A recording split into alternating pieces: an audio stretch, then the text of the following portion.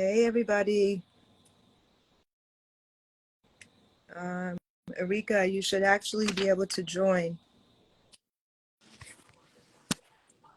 Okay, you on? Hi, sis. How you holding up? Can you see me? I can see you. We can see you. We're live. Go ahead and get yourself situated. I'm going to talk to everybody. What time does it start? Right now. We're on live. Oh, let me go where I can see. Okay. So hello, everybody. If you're joining us, I want to thank you for being here. This is a definitely a serious matter why we're here tonight. I feel like it's a great time. In October, it's it looks like our therapist can't come on yet. But October is World Mental Health Month, so this is a perfect time for us to have this conversation. I want to jump back on in a few minutes. Once you get settled, Rika, you can. Are you good? Can you? I can't see. Am I supposed to see? Yes, you have to see us. We can see you. Can you guys see Ereka? You can comment. I can see. Are you going live right now? You should be live with that. You should be on my live. All right, Jamie. Thank you. So you can see her, right? Okay. Thanks, Jamie. Can you see us yet, Ereka? Well, it looks like it's searching around. Can you hear me? Oh yes, I can hear you. It might be your internet service then. I'm gonna just do a quick intro to let everybody know why we're here. As I mentioned, October is World Mental Health Month. And a lot of you know that I've been working on a mental health documentary now for the past 3 years with Synapse and a team. And basically, it started off with the journey about my father after finding him with schizophrenia and bipolar disorder, and really looking at the mental health care system and realizing that there was just a lot of stuff that wasn't done. Unfortunately, I didn't know my dad's history. And so, there was just a lot of things that I couldn't really talk about because I didn't know how he got there. But eventually, my brother, who's in recovery for drug addiction, it turned to psychosis. And my brother also started suffering from schizophrenia as well. Thankfully, he's doing much better. But I knew his story. I knew, my brother obviously had been in my life all since we were kids, right? Since we were born. But I really started to question, how do we get at the front end? Like how did they fall through the cracks? I started looking at my brother from a child and realizing there were some things that we missed. And then, I started to journey out and realize, growing up in a violent home with abuse, physical abuse, and verbal abuse, I dealt with my own mental health stuff, which a lot of times that's why we become overachievers, trying to prove people wrong. And then, I, by the grace of God and prayer, which I have in my life, has got me through. But through my journey in the call, I found some holistic approaches, and next Thursday at 7:30, we will be talking to legendary actor and director Bill Duke. Okay, I'm trying to get Ereka to come back in here. Okay.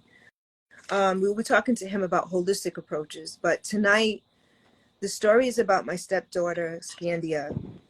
We have her mom on here tonight, Ereka Moss, Hicks Moss, who I call Rico.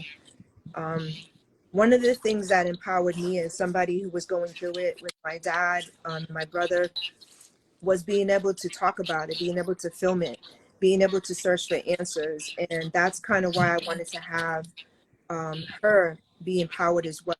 And just so you know, she's no stranger to the medical field because Rico is a nurse.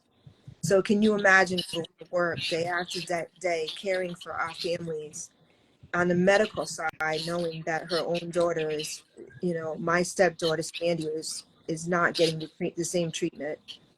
Before he died, House Speaker David Ralston passed the HB 1013 bill, which ironically that's my birthday, which was the Mental Health Parity Act. So that way we can get the same care that we get from a medical standpoint. Well, how many of you know we're not getting that care?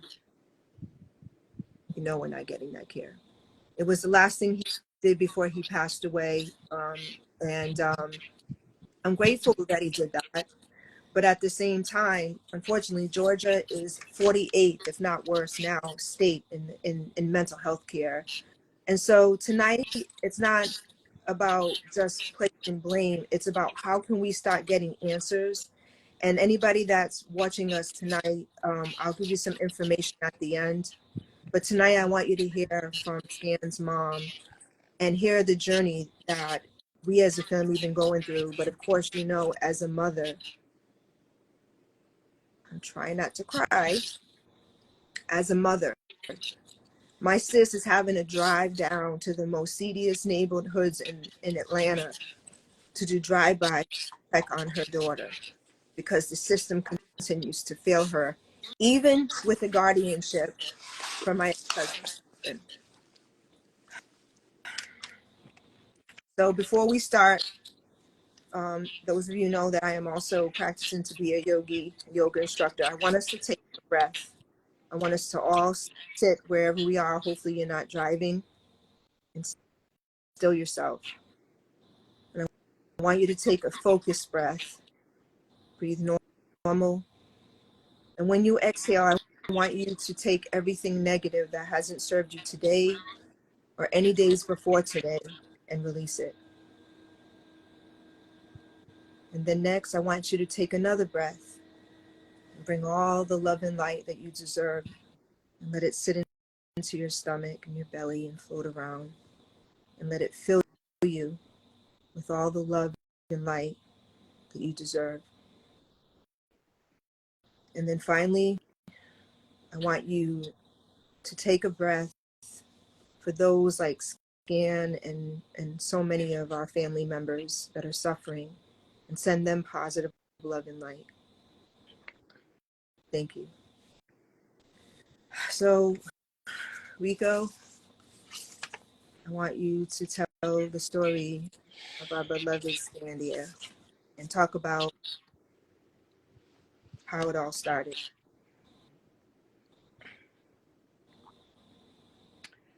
Well, first of all, Gina, thank you for using your platform to help us to tell our story.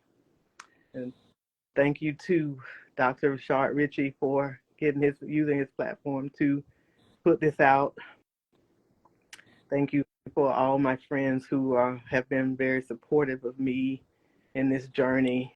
And thank you to those who I thought were my friends that didn't call me back. Thank you as well. I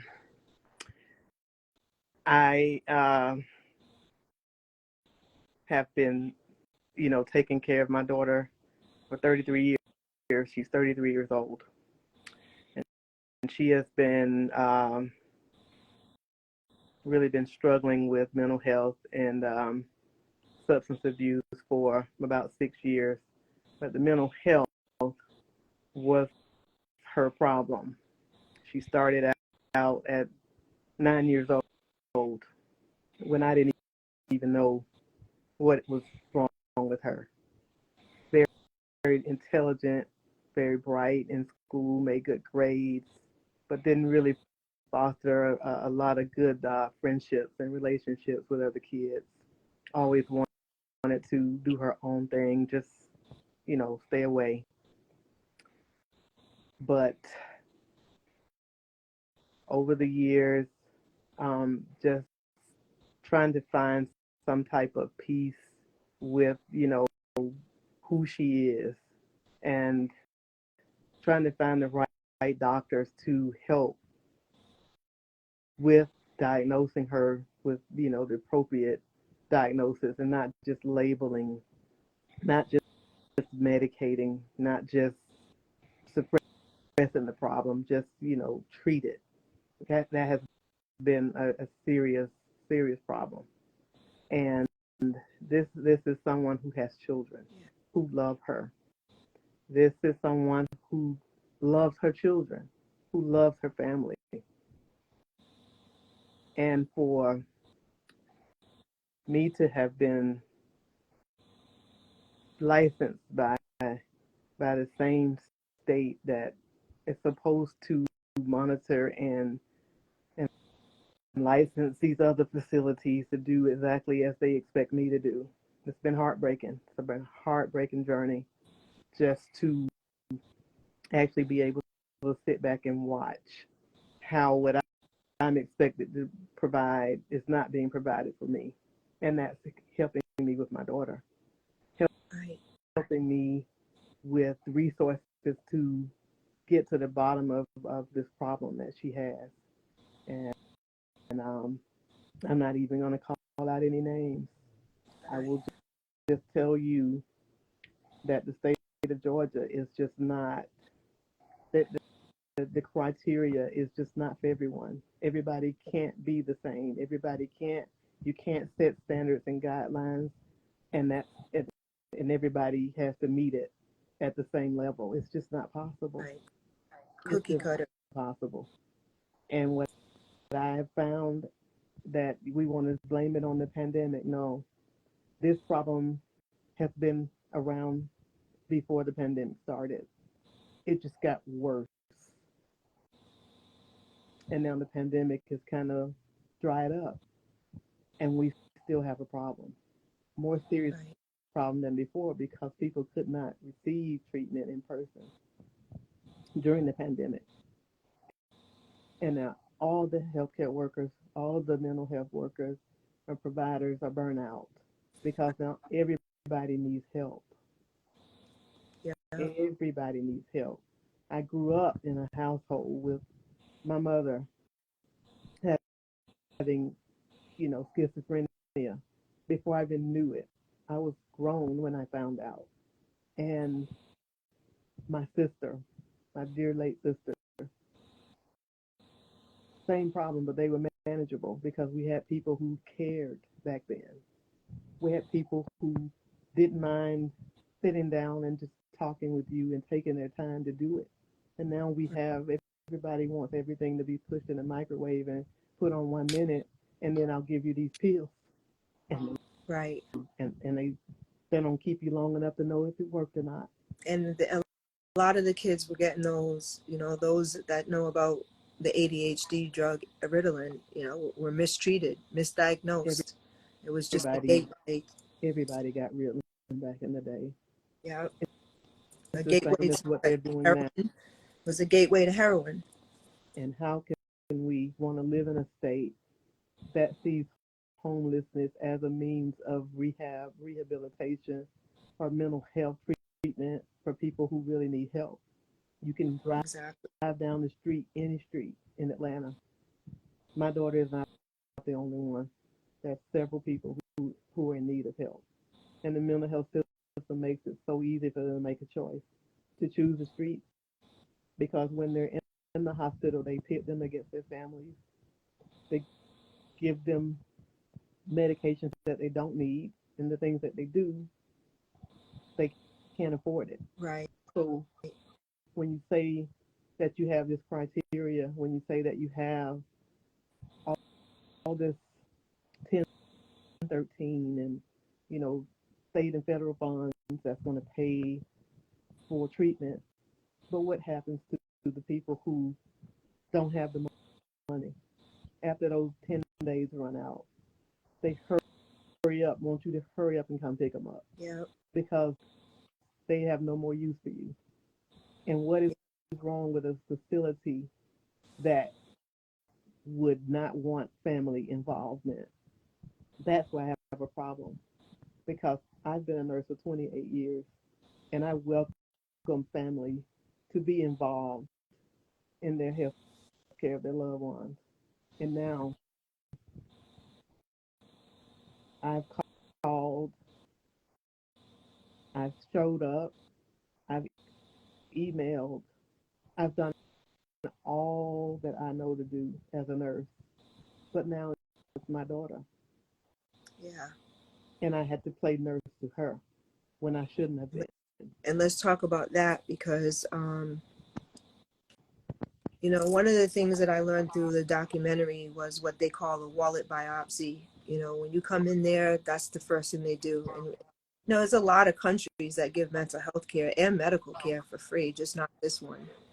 But they do what's called a wallet biopsy. So they, you know, they want to see what kind of insurance you're on. And if you don't have enough money, that determines whether you're going to get the care that you need and then how long you get to stay. So Rico called me. She was at a hospital that we will just leave out for now unless you feel comfortable talking about it. And she literally, Scan was on a gurney in the middle of the hallway at the hospital. She had been hit by a car. She's been badly beaten. Um, and I told her, I stayed on the phone with her till the next day. I said, take pictures of it. Show me what you're looking at. She had literally, because she's a nurse, they had her do all the different, you know, COVID tests, rape kit. They had her do all these tests in the middle of the hospital while she's taking pictures. And I'm watching these other people that work in the hospital sitting there on their phones, making her wait, doing nothing. She's just sitting there. Now, had she left, Scan could have ran out the exit door like most people end up doing because they're not watching them. So that's another huge thing. They're not watching them. And then eventually, after her being there for 24 hours, I mean, a lady even came in there who got into a car accident and whose baby passed away for DUI, and she was sitting there waiting on a gurney in the middle of the hallway. And I'm thinking it's because they're so busy, but you know, insurance, what room are you going to get depending on your insurance? So, you know, she finally gets put into the psych ward. And now, mind you, my ex-husband, her father has guardianship. Well, they at the time didn't have guardianship over her, but her mom wasn't even called to say she was being sent over to Lakeview. So Well, let's talk about, we actually did have the guardianship, and oh, we did have the they guard. give a copy of it. Okay. So we had the guardianship at that Yeah. point, and they sent it to Lakeview, and this is where the Dr. Rashad story came in. So let's talk about what happened when she got sent to Lakeview. Now, mind you, Lakeview has been in the news for rapes while the women are in the showers. They left another person in a freezer, and I'm like, who the f is watching these facilities? Like, who's watching these facilities? So let's talk about what happens when she finally gets over to Lakeview. So, as Gina was saying, at this hospital emergency room, I was with my daughter for 16 hours, waiting on a bed assignment in the mental health wing. I was with her the whole entire time up until they transferred her to the unit. That no longer I could no longer be her sitter because they didn't have any sitters. So I knew that if I had left, she would have got nothing left. So I stayed, and they told me that I gave them the copy of the guardianship papers. I told them, make sure you let us know what decisions are being made. And this was on a Sunday morning when I left the hospital after they transferred her to the mental health wing at that particular hospital. And on the following week, a Tuesday morning, where I had been calling to check on her status to see how she was doing, with no one would. They said I needed a code, but you knew I needed a code when I was in the emergency room with her. Right. But you had those papers, you had those guardianship papers, and you knew that you had to go through somebody. Yeah. But why is that a problem? Why? Why was it a problem for you to call and say, we want to transfer Scandia to Lakeview and give us a choice of whether or not we agree with that discharge plan or that transfer? It's almost like they don't want the guardian. They don't want you to have a guardianship because they don't want to have anybody to answer to when they dump your kid out on the streets. I called the unit manager. I was like frantic about why my daughter wasn't calling me. So I said, oh, maybe they're giving her medications now. Maybe she's sleeping. Maybe, you know. So for a day I left it alone. And that Tuesday morning, and this is from Sunday, the same day that she was transferred to the psych unit was the same day they decided to discharge her to another facility, which was Lakeview. And it wasn't until Tuesday when she called me herself, screaming in the phone, telling me to come and get her, that she didn't want to be there and she didn't know how she got there. And I said to her, you're getting help now. You're in the right place. Just cooperate. Just do what you need to do to get well. I just wanted to interrupt for a second to let you all know that we are now being joined by therapist, licensed professional Shevander Dykes, because this is such a heavy subject matter and she's familiar with our family. I've asked her to join us. She's also in my mental health documentary, and it's thanks to her and you know, me doing the doc, I kind of knew how to guide my own family. God doesn't sleep. I'll tell you what a blessing. So let's finish your story, and then I want to have Shevander weigh in from the professional side of things. So long story short, we were not notified that she was transferred to another facility until she called to ask me. And I saw in my phone that it said Lakeview, and I said, what is this? She's never been there before. And she didn't know how she got there. She didn't know where she was. And so I told her, I said, well, do you have a nurse? Let me talk to the nurse. Long story short, we got to run around. I called back and I got to run around. I called again. I said, listen, I know that my daughter is there. And they go, well, we can't confirm or deny that she's here. Well, I said, well, I'm telling you that she is because I just got a phone call from her. So they transferred me to patient advocate. Of course, I had to leave a voice message. She called back though, and she said, I have to get permission from your daughter to talk to you. So I can't With the confirm guardianship. that she is here as well. So I said, oh, all right, well, make sure that you go ask her because she just called me. She says, well, and I told her that we had guardianship papers and that I wanted to email to her. She said, well, I'll give you my email address. So at this point now we have someone to communicate a paper trail with. Right. So she goes to the unit. She verifies that my daughter is my daughter and that she wanted them to talk to me because she's ready to go.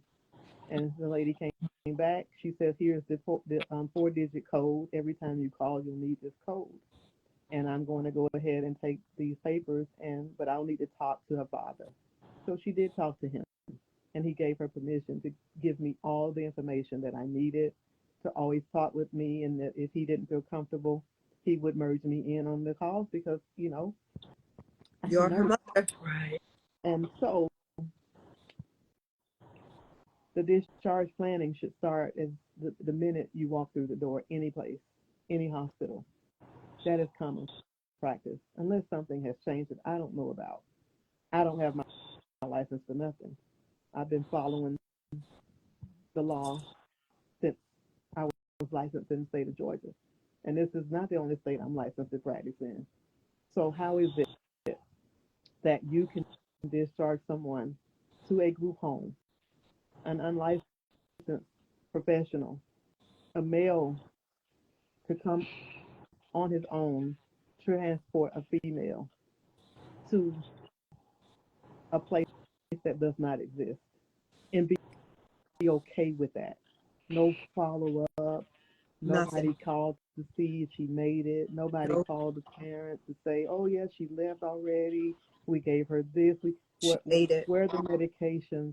Where is the follow-up care? Where is the compassion?" Now Yes. I'm just saying, I've been giving myself to the healthcare field for 28 years. I would never put anyone's loved one in that type of Right. danger. I would never do that. And So, let's talk about the fact they had her pay $600 to this man that was pick and scan up from Lakeview that Ereka had to actually cash app, and then obviously she never made it there. no. And we find out he's got a rap sheet this long and refuses, when she requests the money back, refuses to pay her back. Yes. So he kept her money. And also, they called us to say that because she was a drug addict, that they could not find a facility to take her because she had a guardian. Now, all that we've ever been told was that we needed guardianship in order to get help for her. So we have the guardianship now. And now you tell us that it's a stumbling block. Now it's something. And you say to us, the only option you have is for group home placement. And they twisted our arm about it, that what they would do if we did not comply with their recommendations. So we said, okay, what do you have in mind? And they gave us some resources for group home. And this was the place that had beds. And this guy, and they told us that they would pay him for the first month's rent, $650, and that I was responsible for the second month's rent. And that is how they sold me and her dad. That they've dealt with this person several times, that they've sent people to him, and they've had much success with placement with this company, Heart to Heart Care LLC, in Right. Covington, Georgia. Does not exist. Does not exist. I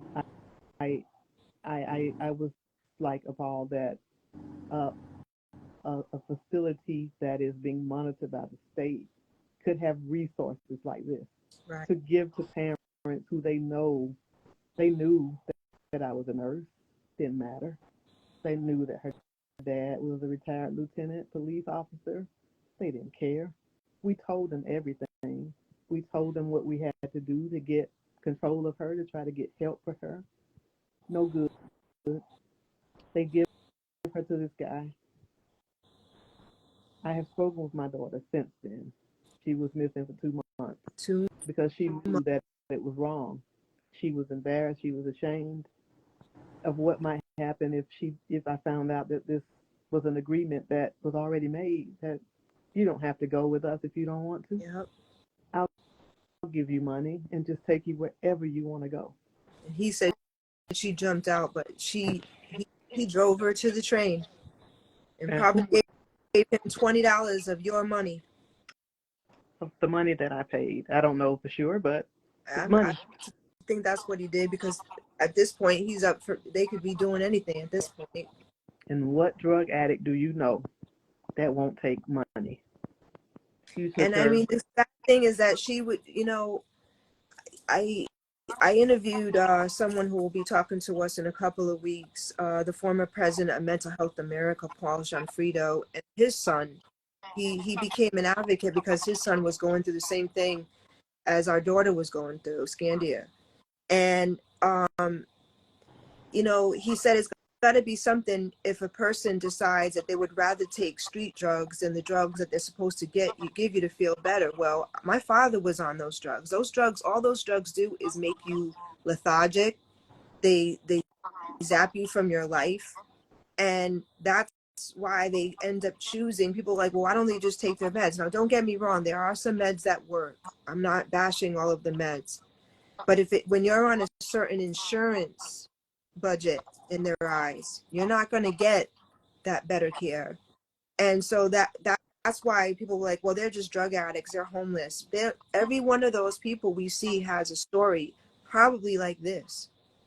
They have just been through the revolving door of the system to nowhere.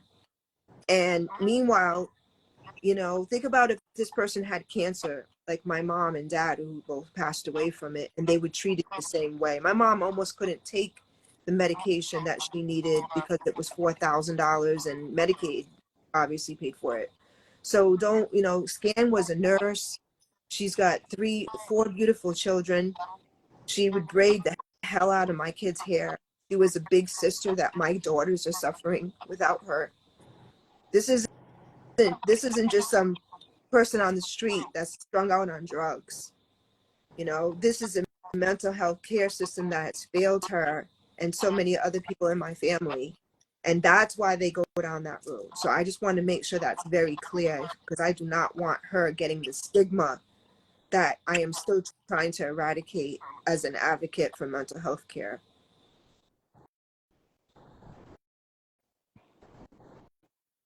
So let's talk about what happened. She ends up missing for 2 months, and she you finally found her. She showed up because she's embarrassed, because those are the secret society of NA and AA. I did a lot of research on that because of my brother, and it's a beautiful thing. But there's also a place of where you have to forgive yourself journey, which is why the embarrassment. Um, but she gets back, and unfortunately, she was beat up badly, and she ended up in the hospital again. This time, they paid attention to the guardianship. Now, mind you, my father had a guardianship. I was his guardian. My father couldn't fall off a bed without them calling me. And he was in Worcester, Massachusetts. They're not even calling her. They're not even calling her dad. They're just letting her go and fall through the system because they don't care. And so she ends up in another hospital, and let's talk about what happened from there. So we take her to get a court order to get a 1013, because we knew if we had taken her on our own that we probably wouldn't get any help. So we did. We got that from the probate court. We took her to the ER. They kept her for a couple of days and found placement for her at another mental health facility that I care not to mention right now. But we didn't hear from anyone, any staff member, until right before discharge. And her father hand delivered the guardianship papers to the facility when we found out. Because then, too, this hospital didn't call and let us know that she had been transferred either. Now, that's common practice.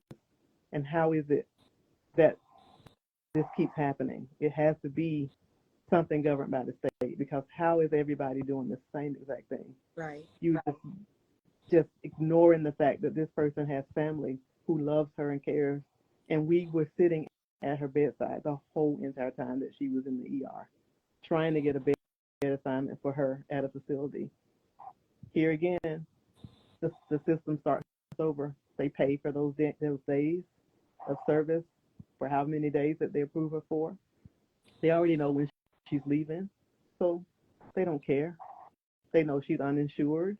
We just found that out when she got there, because at Lakeview she had insurance. Now all of a sudden she doesn't.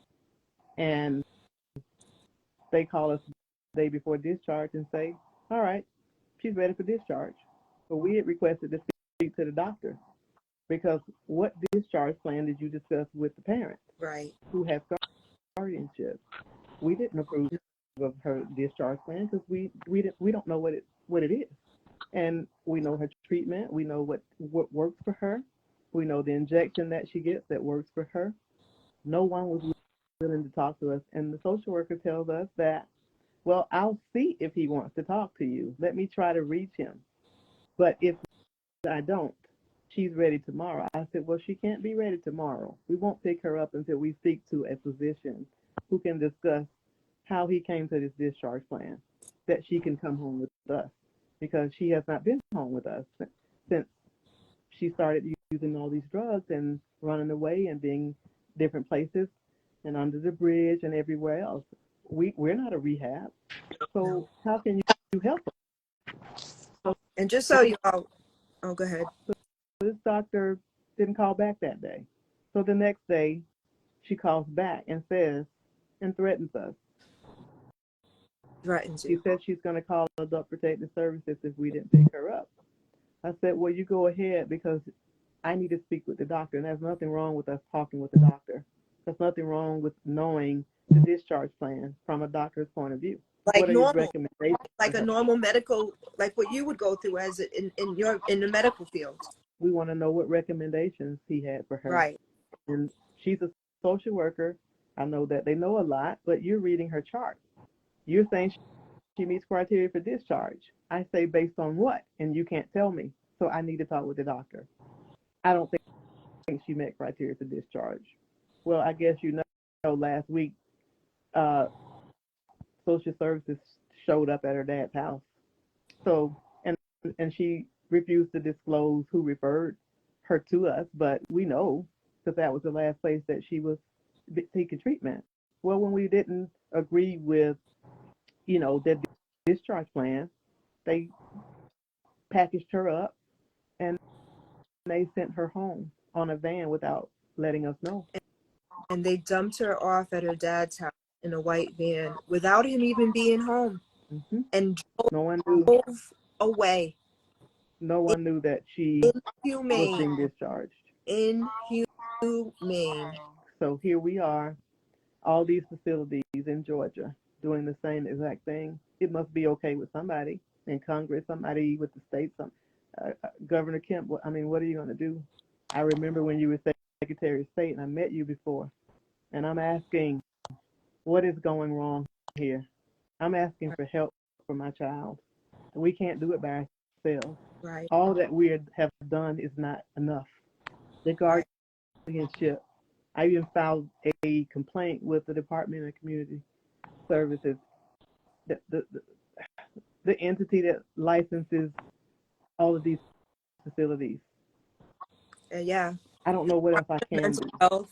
They were on after the issue over at Lakeview, and this was some time ago, so it could have changed. But they were interviewed about why isn't anybody policing these facilities, Hmm? and why isn't federal involved? And they said we don't want federal involvement, and that's where the disconnect is coming from. And I mean, we have licensed therapists. For those of you just joining us, Shevander Dykes, that can really talk to us about the actual mental health care system in Georgia. Coming from Massachusetts, I've been here 27 years in Atlanta, but we knew growing up about the mental health hot institutions that were closed down, and how people who were severely mentally ill were released to the streets, and with no homes. Now, President Kennedy had a great idea of having community mental health systems, which is why he wanted people removed from the hospitals to be in these mental health care facilities.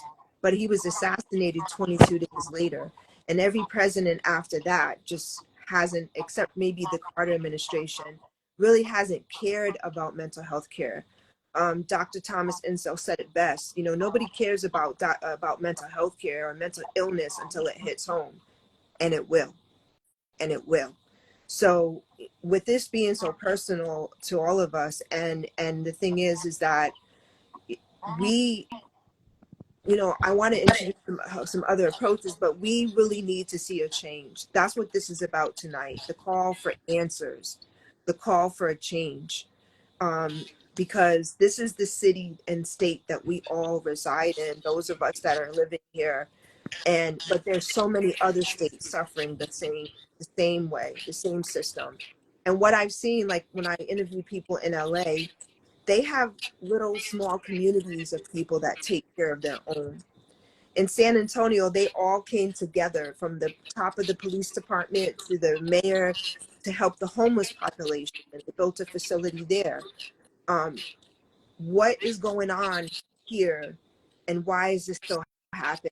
And before you give us some insight, Shavonda, um, a law firm just recently in Atlanta, in DeKalb County, sued one of these facilities for $77 million, and the family got the money because they discharged their son because he had a cell phone. He had a cell phone. That's it. And this young man ended up in the middle of the freeway in fetal position, getting killed by cars. Why did they release him? And one of the people that I interviewed for the mental health documentary is Dr. George Malencourt. He was a psychotherapist inside prisons. And don't get me started about that. That's another lie for another day, how prisons and jails and sadly police officers are being responsible and irresponsibly killing people because they shouldn't be in charge of dealing with people who are mentally ill, because they're going through their own stuff, PTSD. And she just told you, my ex-husband is a retired Atlanta police officer. And so I don't have, it's not that I'm bashing officers. I'm just saying even they need help. And why are they being the ones at the helm to help them in the first place? George Malencrote said, you know, we have a problem in America. All we do is put out fires because we wait till people get killed and we wait till our family members are gone to make noise. Well, we're making noise now and we want to see what we can do now. And if you are willing to help or you want to be involved in this is even happening to you, I will give you more information, because we're just collectively trying to lock arms because we don't want to wait until we have to start writing obituaries to keep asking questions why. We're asking now. So Shevander, can you tell us about tell us your background and as a licensed professional? And I mean, I know it's even difficult for you guys that your hands get tied too. But can you give us some insight on the mental health care in Georgia? Good evening. I have been in mental health for over 15 years, and sadly, Georgia is not like in the top 10 for mental health services. And as crazy as that sounds, it's very disheartening. Yes, there has been some progress made. We have a lot of nonprofit organizations that are trying to assist with the psychoeducation piece and creating the awareness. But when we talk about continuum of care, you know, that's a statewide thing that has to just be consistent. We're talking about um,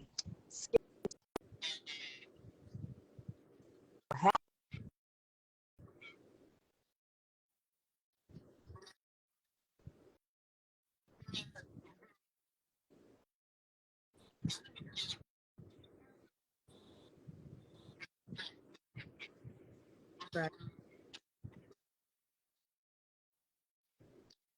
mental illness. The solution is never, hey, let's lock them up. They need treatment. So what are the Yeah. barriers to treatment? How do we access treatment?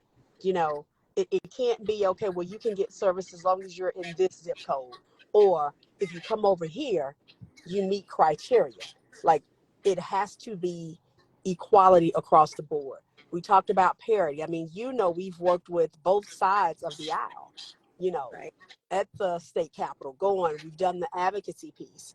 And just by definition, even hearing Scan's story, this tells me that there's still too much work for us to do.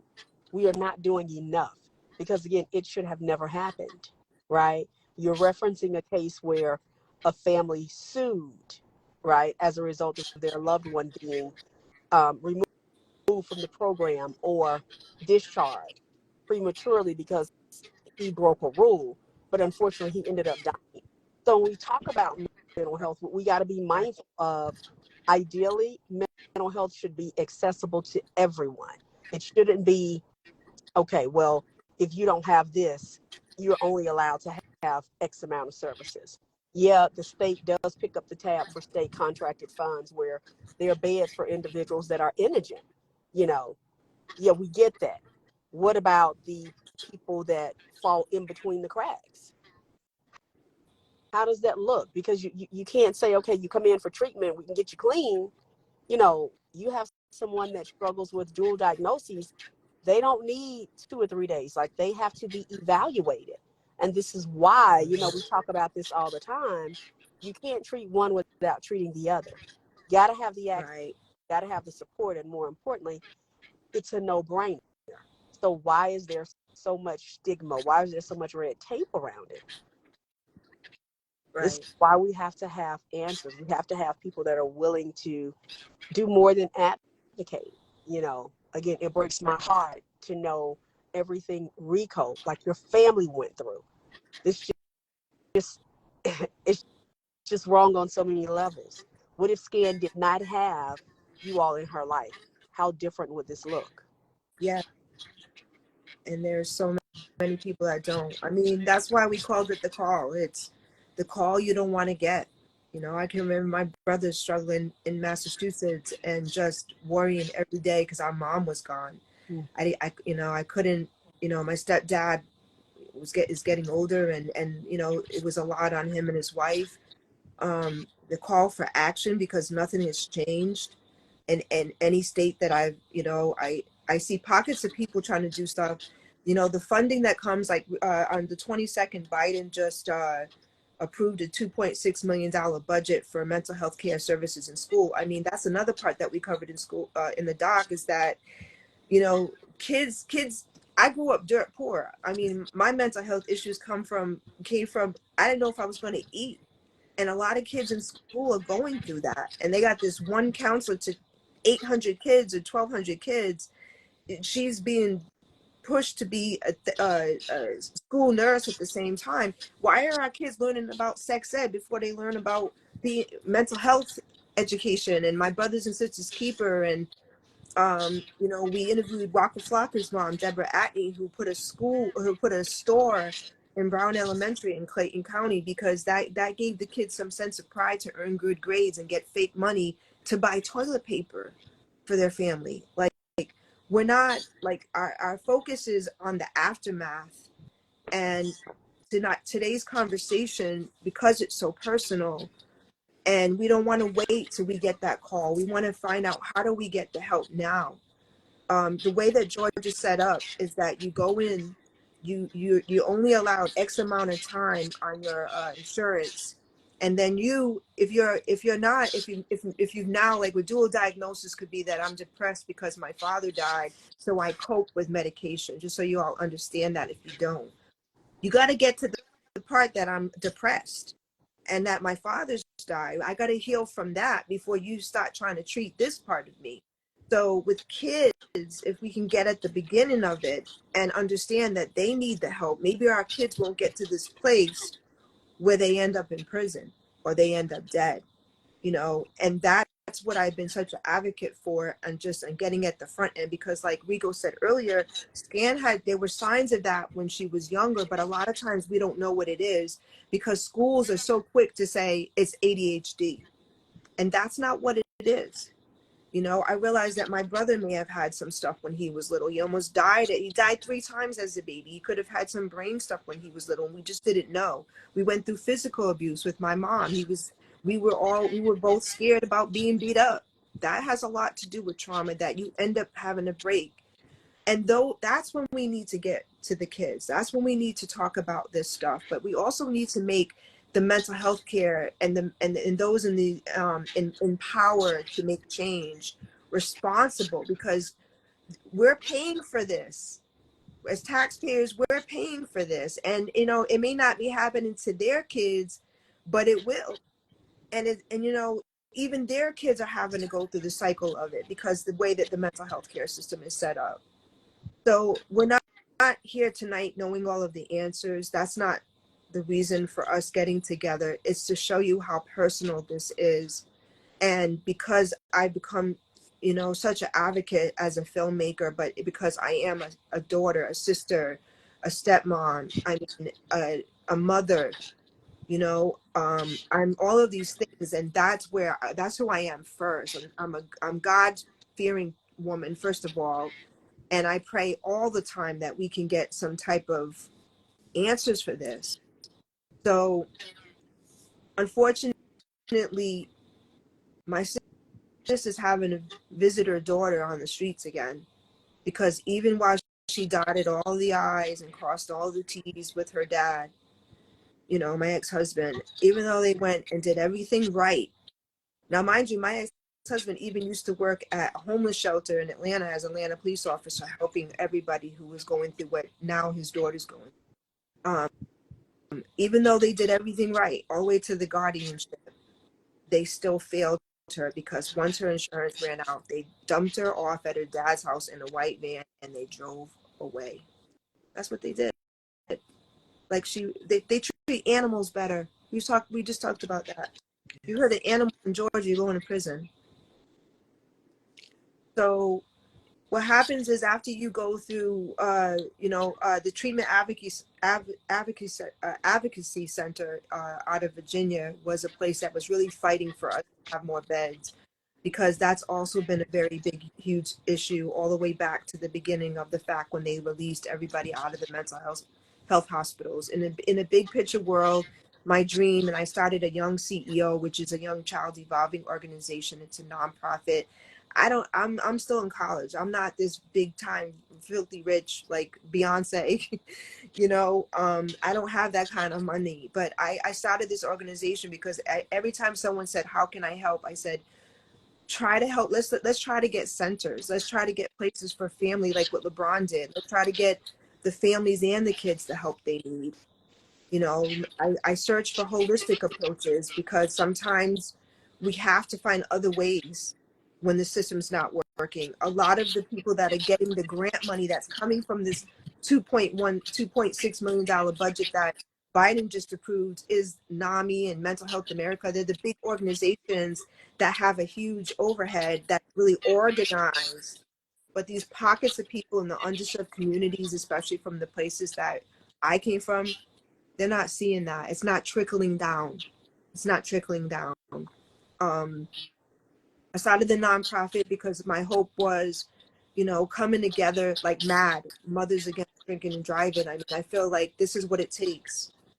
It takes for people just to get tired and sick and tired of being tired,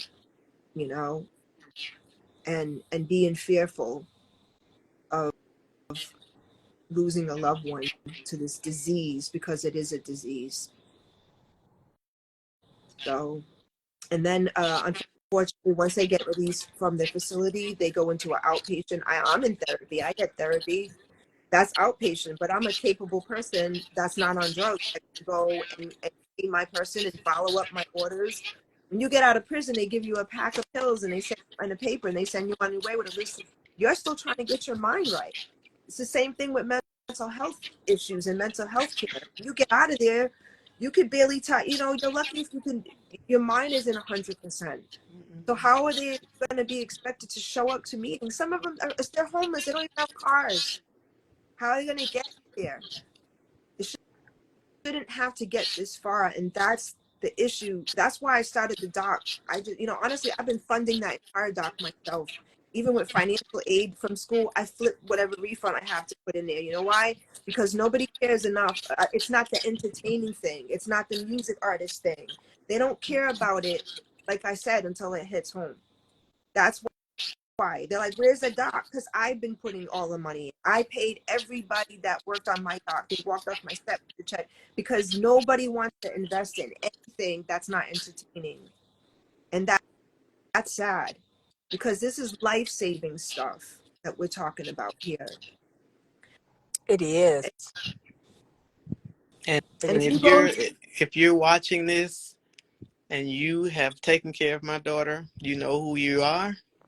And if you're okay with what has happened, giving her an injection that you didn't even care enough to keep her long enough to see if it was therapeutic, that you didn't even care enough to allow us to speak to the doctor, that you didn't care enough that you would not even follow up after you discharged her to a van.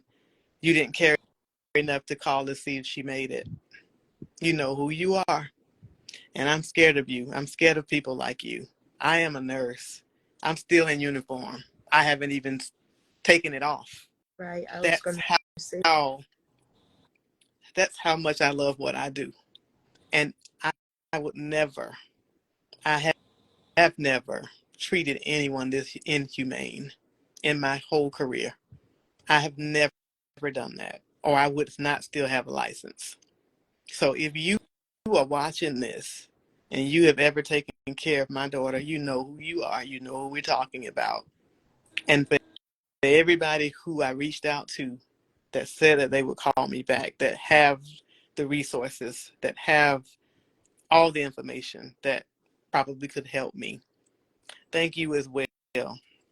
Because what this has done was made me go harder, yes, fight harder for my child, right. fight harder for her children. That's what you don't have is compassion when you do this. Because that shot that she got obviously did not work. Because now we're back to where we started. Right. Right. So if there's something that you feel like you want to do more, or if you have your own story to share, my nonprofit is on IG. It's called, I forgot to put it, it's called The Young CEO. I was going to have, I think, Charmin, if you're on, um, it's at a Young CEO. When you can click on the link, there's a Facebook page. I like us to surround my sis and be able to come together to try to find out. This is the actual, if you follow this IG, I don't know if it did come up, Young CEO Inc. Yeah. If you follow that IG, if you go to the bio, there's a link for a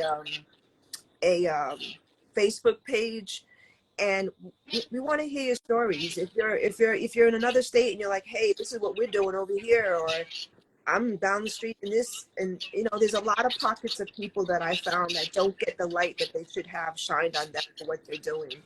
It's how I found the brothers at Holistic Life Foundation, who are doing yoga and mindfulness and meditation in Baltimore, streets of where the Freddie Gray riots were. I mean, they personally changed my life.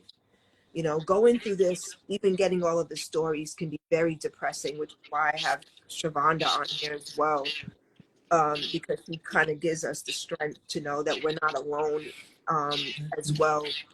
But everybody does the work, even in, we do the work because we also have our own pain, and that's why I'm such an advocate of using pain for purpose. And if you feel like you want to be part of even making some noise, and maybe we take it all the way to the White House, in a peaceful Dr. King way, put your information on the website, on the Facebook page, so we can kind of get together and form a group. I'm already meeting with some beautiful souls that have reached out to me since we first, opened the door to Scan Story, on Zoom, and we're going to be trying to think of some creative things, because I am an artist and the creative side. I have some wonderful ideas that I want to share, that I want to be able to bring my sis Ereka and our beautiful grandchildren, my Dina too. She's doing an Absolutely. amazing job raising her grandbabies, and her and her husband, and but they miss their mom. Absolutely. Every day. Every Their day. mom. I Definitely. see her How oldest son. He had the most time with her. So right? How can they not? And I wanted to share this before I forgot.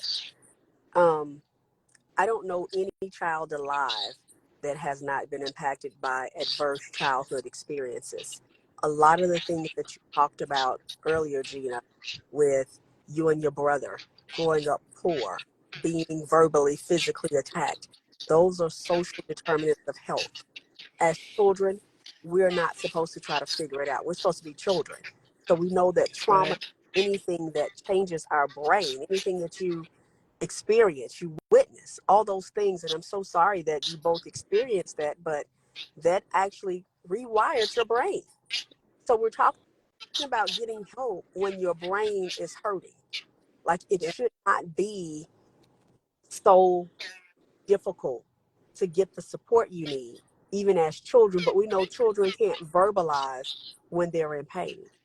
This is why they're warning signs. This is why now, I mean, and it may be different since the pandemic, but now we're seeing trauma front and center. We're getting a better understanding of what it looks like, how it impacts us, right? You talked about Scan braiding your girl's hair. We're talking about the children missing their mother Scan. right. We know that Scan, prior to this, Scan was functioning. And Were there warning signs? Yes, wonderful mother, a exactly. wonderful mother. Exactly. There were some things that, that may have slipped through the cracks. But should we end up here? We're talking about having compassion. Yes. Ethically, we know we have to have compassion, not just for our license, but it's just the humane thing to do.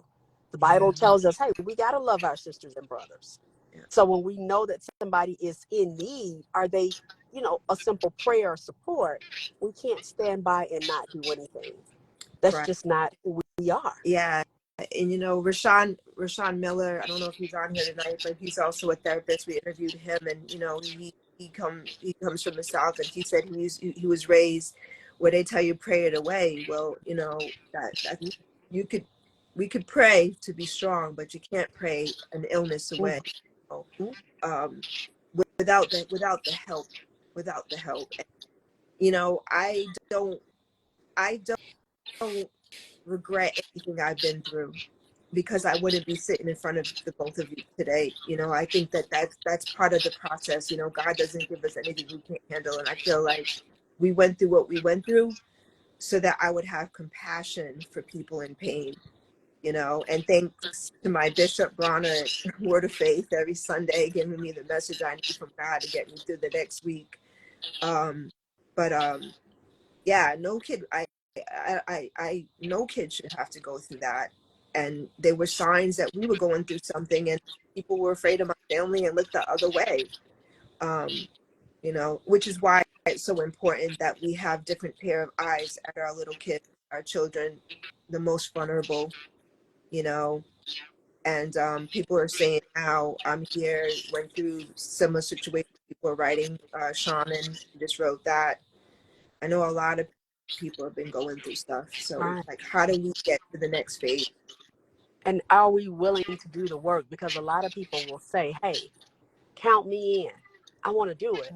But then when it's time for us to not just formulate ideas, but implement this, it's almost like, okay, where are you now? Because one scan story, that was one too many. We can't have Yeah. a repeat. How can we come together, lock arms, and support families? Because it's too many of our Black Yes.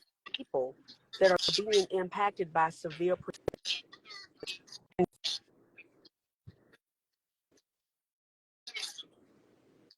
and has been prescribed because the benefits outweigh the risk. But what if I can't afford my prescription? Then where does that leave me?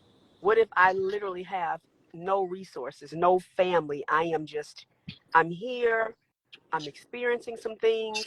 I don't even know if I'm safe, but I know that I need some type of help. So these are the things that literally happen every day. How do we show up for people? How do we tell people, hey, I'm praying for you, but in addition to prayer, here are some additional resources that I can connect you with. I can walk by you. I can walk with you. I can help you if you allow me to help you. How Before do they, we do that? before they, Bingo. I mean, look at that young man that went in the hospital on Peachtree Street, went in there trying to get his meds, lost it, and ended up, you know, fatally harming the nurse that was working there and killed her. And then they were looking for him. He had PTSD. I mean, he was tired. Or just yesterday, there was a young man on the news, family on the news. This guy shot dead at a hospital in Clayton County. You all know what that is. I don't even need to say the name. Yeah. Young man went there seeking treatment for a mental health crisis. Was managed to pass security guards, cameras, How? go out to the street, How? gets a hammer, lunges the hammer at a police officer, gets shot dead. This happened this year in April. And I know the state of Georgia knows what's going on. Your criteria is not working for everybody. They now have enough staff. They didn't have it before the They pandemic. Let's not end up say it was new. they spend more money at the back end. Why spend Cost the why house spend people in millions of dollars on lawsuits yes, when you can spend that money saving people's lives 70 before they get killed dollars. and die? Exactly. It's ridiculous. It's a shame. And there's more out there. And this fight is not just for Scan. This is not just No. for me. This is for everybody. Right. Even for the people who are afraid to speak up. I'm here for you. I'll speak. I'll do what I can. Because we I've do. done it for 28 years, saved lives. During the pandemic, I put my life on the line. I'm a taxpayer. I do everything I need to do as a citizen. But we Why? are secrets, our secrets. But why can't we benefit? Right. Right. Right. There's too much money being given away for the wrong reason. For the wrong reason.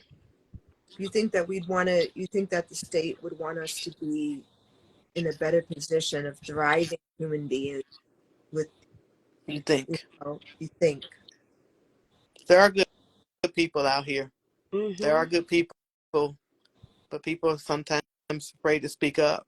When you know what's wrong, you got to speak up. This is wrong. I'll Yeah. keep saying it. Somebody's going to hear me. Tyler Perry, you hear me? Steve Harvey, do you hear me? All these people who live here, who benefit, whether you're in business, whether you're in healthcare, whatever you're doing. It could be you.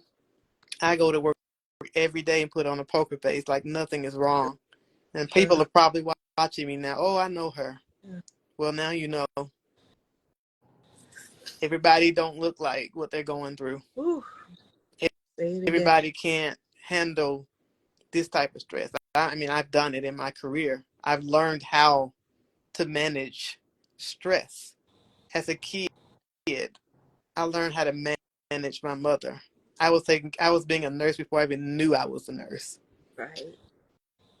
And if you've ever taken care of someone with a mental illness, it is not easy. But if we don't do something to fix this problem we have in Georgia, there'll be more people dying for no reason. Yeah. Or hurting hurting themselves, unfortunately. And you know it's bad when you can drive through the city of Atlanta and on the same street where you have homelessness, you have condos and apartments going up. Yeah. You have developers that can walk in and just pay for land and build them out. around these people who are homeless. When you have a hospital, the only hospital in Atlanta right now, they're overwhelmed. Yeah. And that prime property that sits up on Boulevard that Wellstar just closed, don't sell it to developers. Oh, Open a mental health facility. yeah. Help these people who It's are struggling, give needing help. scholarships to people to go back to school to be therapists and psychologists. You know, the Quell Foundation, one of the organizations that I interviewed, you know, that's what they're doing because people were starting to give up on it as even being one of their majors because they were seeing how the system was failing everyone. It's like, why sign up for that? Why do I want to be that? They're not going to even, you know, they got to eat too. They got to get their bills paid. Nobody's even, my hands are tied. I'm going to be fighting for somebody that they're not even helping me fight for, you know? And if people are able to, the way the mental health system is right now, you make people afraid to seek help when you treat them the way that you're Yeah. treating Scandia. When you treat people the way that you have Yes. treated us as parents, no one wants to be treated that way. No. They'll never forget when they leave a place and they have been mistreated. I am scarred for life, but I will not stop fighting for mental health. No. I will not stop fighting. Me either. Me either. I mean, my cousin Roseanne, God rest her soul, she was sobriety for 20 years. And she was fighting for the mental health care system in my home, Fall River, Massachusetts. I mean, in a small facility, and they, unfortunately, she passed away. You know, I think about just those little small pockets of people that have really used their lives, like you know, which is why I knew to come together to do the same, you know. And again, if you are just joining us, go to a Young CEO Inc. Follow our Facebook page. We could start getting you lock arms with you, so we can start having a kind of like a group of people to help each other get answers, as well as I have some creative ideas that we will all come together. Ereka and we have Shevander on our group. We'll be Zooming with a whole bunch of other people. Some of you are on here tonight. I look forward to seeing your faces on October 3rd. And we're going to be putting some stuff together so that we can try to raise the consciousness and make a change in the state of Georgia, but it's more especially for our children and our children's children and Definitely. adults who have fallen through the cracks, and like Scandia, I mean, my brother, I mean, so many people that I know don't want to go back to help because there is no help. Mm-hmm. None. And this is what we're doing, like starting the conversation to start now. This is our first time all coming together. Yes. It's just from the heart. No answers 100%. We're looking for answers. Next week, Bill Duke, my mentor, acting director, will be coming on. I'll be going live with him. And he's going to talk about how he's gotten through his mental health care. And, you know, I'll try to continue to bring what I can with the people that I've been blessed with that are willing to speak about it. But the bigger picture is a Young CEO Inc., which we're looking to do stuff for, you know, as a collective with everyone on here, those that have locked on with us, to figure out a way we can really try to make a change. And again, we don't have the answers. We're not here. I'm not a mental health professional. You know, Ereka is a nurse. She's in the medical field. We do have a licensed professional with us. But I think we all just connected in heart, you know, and wanting to see our Scandia survive a system that really doesn't love her, doesn't care that her mother's doing drive-bys to see her own daughter, doesn't care that her children have to meet her in the park, wondering why she won't come home. You know, it's really hard to go and ask for help when you know that the help is abusive or inhumane. Who wants that? Nobody wants that, right? I know I don't. Anyway, we thank you for joining us tonight. Do either of you have anything else you want to say? Closing. All I want to say is, if you are that one person that can make a difference, don't be afraid. Just don't be afraid. It can be a prayer, it can be a bottle of water, it can be, hey, you're not alone. Just don't be afraid. Kindness goes a long way, and so does compassion. Yeah. And I also want to say, just know that you're not alone. If you are that person that's going through this, and that your life matters, and that you can really use your pain for purpose, and that you need to be here now. You know, I know the pandemic has hit a lot of us. I lost everything, but I didn't lose my faith. When I tell you I lost everything, and by the grace of God, I knew that I could still wake up, I could hit the ground. You're not alone, you know.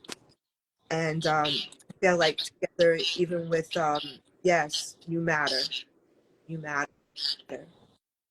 So stay with us and pray with us, and we'll have some play therapy. So play with us, and we have some good things that we're going to be doing.